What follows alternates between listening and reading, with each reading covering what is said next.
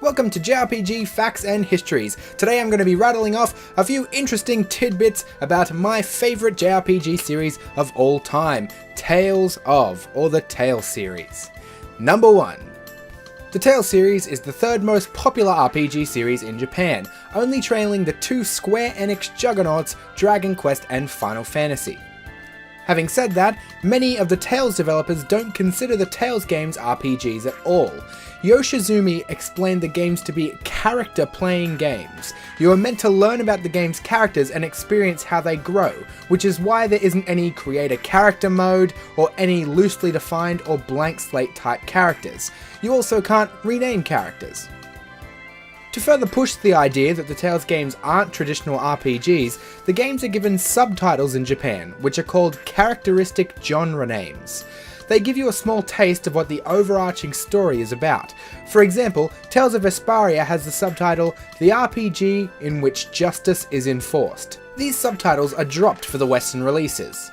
And now, an interactive fact. What I want you to do is listen to what I'm going to ask and then jump straight down in the comment section, pause the video if you have to, but jump down in the comment section and give me your answers. I want you to guess which subtitles these Tales games are for.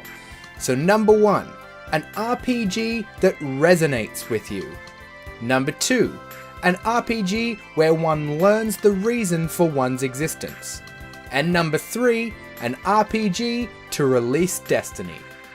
So jump down in the comment section now, guys, put your answer to those 3 questions down there, and then I will give you the answers to them at the end of this video.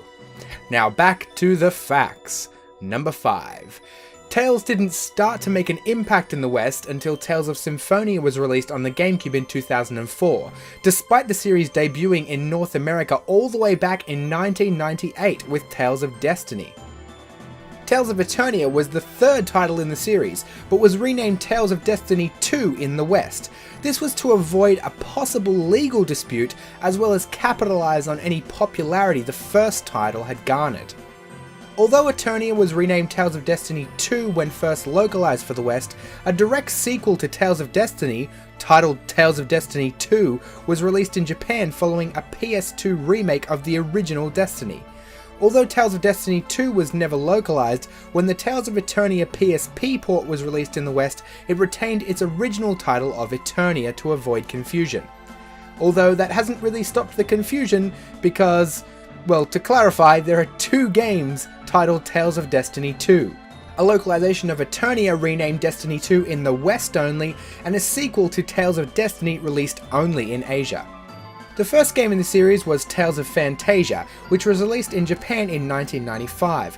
Despite it releasing to critical acclaim in Japan, Phantasia wouldn't be released in the West until 2006 as a localized version of the GBA port that released in Japan in 2003.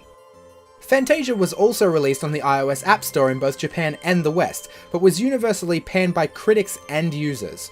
It controversially removed save points, including those just before boss fights, cranked up difficulty, and removed many conveniences found in the original game. This was because it was released as a free-to-play title and replaced all these basic functions with microtransactions. The game's servers were shut down in 2014 though, and it prevents the app from even being opened, even if it still is on a device. The series was created by a studio called Wolf Team, which was put together by Telenet Japan. The studio was renamed the Namco Tales Studio when Namco Bandai became majority shareholder in 2003, and eventually was absorbed into its parent company Namco Bandai in 2011. During Phantasia development, Wolf Team experienced problems with its original parent company Telenet Japan, and decided against allowing them to act as publisher for the title. They first pitched the game to Enix, who were the creators of the Dragon Quest series, but were turned down. They later secured a publishing deal with Namco, who remain the publishers and developers to this day. Strangely enough, they never did pitch the idea to Final Fantasy creator Squaresoft. Wolf Team ran into further issues with its new publisher Namco before releasing Tales of Phantasia.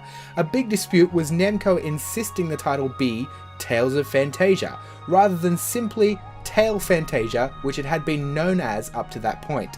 This eventually led to a large portion of the development team leaving the studio. They later started a new company called Tri-Ace, who would go on to create the Star Ocean series. And now the answers to our interactive fact. So, an RPG that resonates with you. That was Symphonia. An RPG where one learns the reason for one's existence. This was given to Tales of Abyss. And then an RPG to release Destiny. Not as easy as you might think, it was Tales of Destiny 2. Which is a bit of a cheap shot. I'll be surprised if anybody gets that, unless they were seeing my double bluff and they put Tales of Destiny 2 anyway. Thanks for watching. If you liked this video, hit that like button, or the dislike one if you didn't. Subscribe to see more of me and everything I do. Be sure to follow me on social media, and other than that, I will see you all soon.